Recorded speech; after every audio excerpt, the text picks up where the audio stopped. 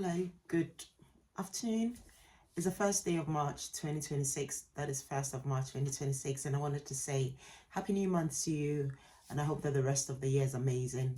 It's currently a new season because we are currently in a new season.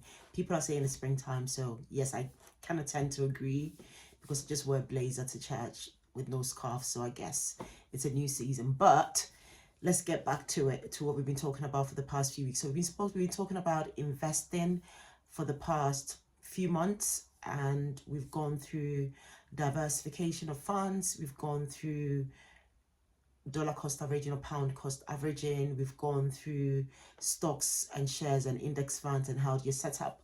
But today I want to take a detour. I want to move away from investing for a bit and talk about how to save for your first home. So thanks be to God, I've been okay to buy a home. So I just wanted to share my tips on what I did to buy a home. Some of the things that I'll share currently are not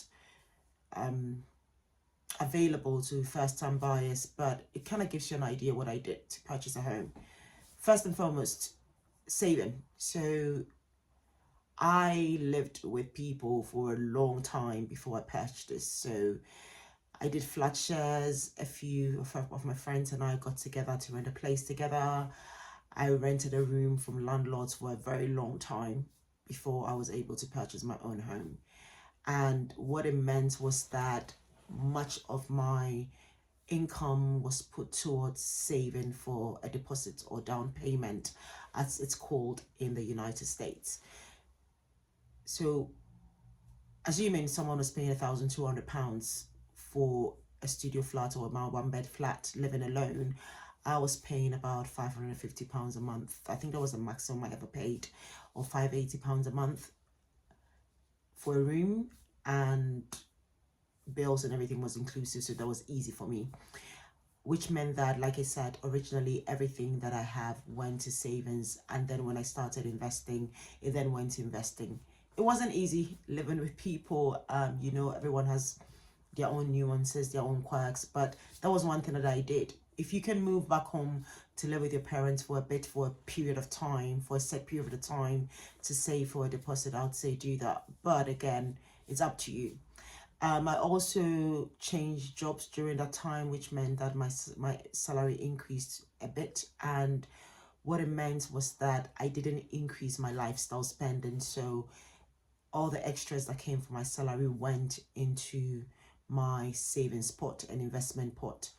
It doesn't mean that bills did not go up, but like I've said, my housing or my rent was fixed for a very long period of time because I've been renting, and whenever I move homes, I try and stay within the same budget range so it doesn't affect my saving or my investing. So that's one thing that I did increase from salaries went into savings and went into deposit. I didn't increase my lifestyle because I'd been living quite a frugal life for a long time. Nothing changed that much when I do get a salary increase. I still did travel, try and do a new country every year. So I still did travel. That did not change at all. So don't think that I'm saying that cut away everything, but I still did travel. I still spend on myself, but extra increases to salary went into that. The third thing that I did was, at the time when I decided I wanted to buy, there was the Help to Buy ISA at the time, and the maximum you could put in every year was £2,400. But in the first year, I think you could put in 2,600 because the first month you were allowed to put in more than the £200. So I did that religiously, and it meant what the Help to Buy ISA did was, it meant that first-time buyers could contribute that set amount into that, and then they get 25% extra from the government. So at the time of purchasing a home, and I did that for a very long time, built up quite a considerable pot. Then a few years of doing that, the government announced the Lifetime ISA, which for the purposes of this video, I would call the LISA. They announced that, and there was an opportunity for those who had been saving, in the Help to Buy ISA to transfer the funds into the Lifetime ISA. The Lifetime ISA benefit was it had a considerably higher annual allowance than the Help to Buy ISA. So whilst the Help to Buy ISA was £2,400 a year, the lifetime ISA had a limit or an annual allowance of £4,000, which made it better than the Help to Buy ISA. The Help to Buy ISA, the way it worked as well was you didn't get your bonus until the time that you were purchasing your home. The Help to Buy ISA, you did get your bonus, I think, after every month or so. That's when you got your bonus. And you could only use it to purchase a home or towards retirement. And if you use it for anything else, you kind of lost approximately an effective rate of about 6.25% if you withdrew for any other purpose apart from purchasing a home. So I've spoken about, let me recap what I've said originally and then we can continue. So I've spoken about renting, doing flat shares for a very long time, and even getting together with friends to do that, and renting rooms from people as well. That's the first one I spoke about. The second thing I spoke about was every increase to my salary went towards my deposit or investment. I didn't increase my lifestyle or anything because I got a salary increase, no. But then majority of my increase went towards my savings and investment. Caveat to that, my tithe actually increased because my salary had increased, so my tithe definitely matched up with my salary, but everything else stayed the same, literally about stayed the same. And I did travel. The third thing that I did was I keep up to date with financial news, and especially things that are tax efficient or things that help people to save. So I opened the Help to Buy ISA, which I was lucky enough when the lifetime ISA was introduced to transfer the funds from my Help to Buy ISA to my lifetime ISA. So those are three things that I did. The fourth thing that I did was the company that I transferred through while saving for my deposit gives travel, so they pay for part of your travel, which meant that prior to joining that company, I was putting some amount of money towards travel every month. And it meant that now that I was getting travel paid for partly or fully, I could then allocate what I was originally paying for travel towards my savings and my deposit. So that's one thing that I did as well.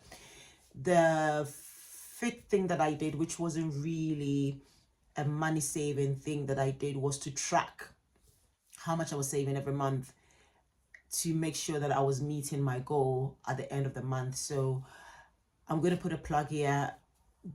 At the time, I was listening to Dave Ramsey a lot, and he had a few graphics of saving for a home. I have a picture of it.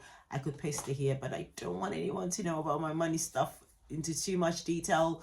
So I will just link it. If I find it, I'll link it here. If you want to use it, you can use it, but you can always create your own to use it. So that's what I did. I was also tracking my expenses a lot at the time, and that also helped. So again, to recap what we've spoken about so far, I doing a lot of flat shares, renting room for people.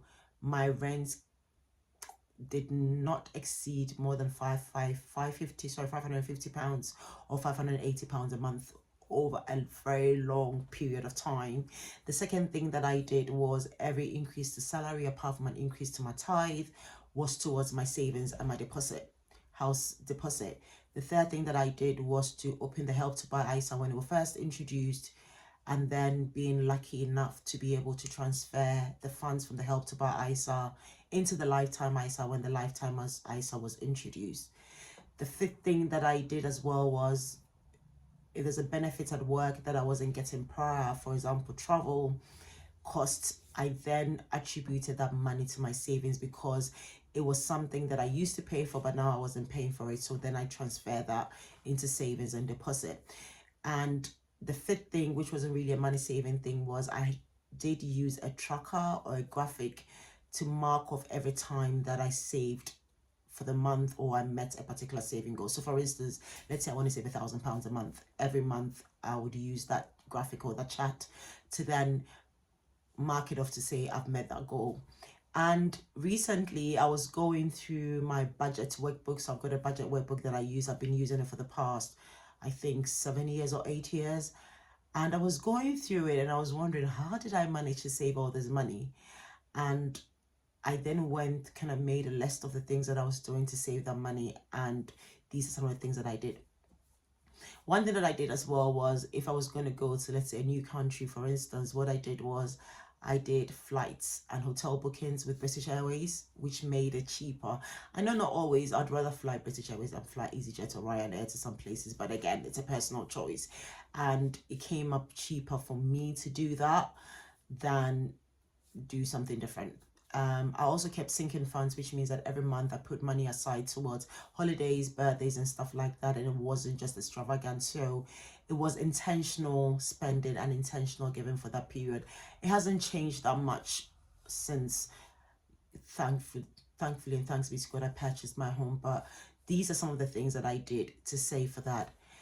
In the next video, I wanted to make this video very short, but in the next video, I'm going to talk about the lifetime ISA, and this time I'm going to share a figure with you of the big amount of money that I got from the government towards the purchase of my home, just because I opened or I used the Help to Buy ISA and then transferred into the lifetime ISA. I hope you found this helpful. So again, like always, this is not advice. This is personal finance. I'm stressing on the point personal.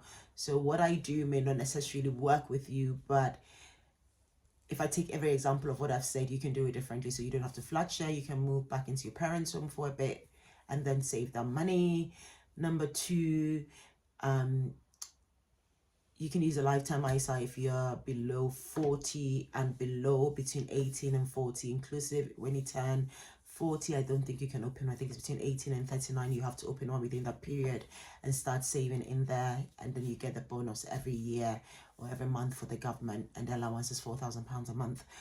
And I would also say that if you've got a company benefit that you didn't used to have and is a monetary benefit, put that money towards your savings and your deposit. That's going to be helpful as well. So those are very little but significant and impactful things that I did to save towards my home. And for context, I put 20% down on my home.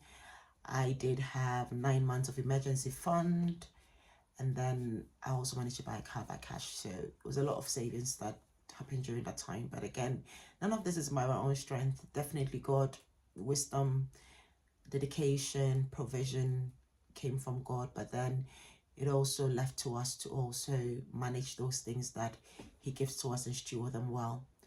Get a tracker so you can track what you're doing and celebrate the little wins. So let's say every 10,000 you celebrate with dinner or something, with a cheap holiday or something like that. That helps. Hope you found this useful. It's 30 minutes long now, so I've got to go. Have a happy Sunday and all the best for the month of March. I hope that the good Lord answers all your prayers in Jesus Christ's name. Bye.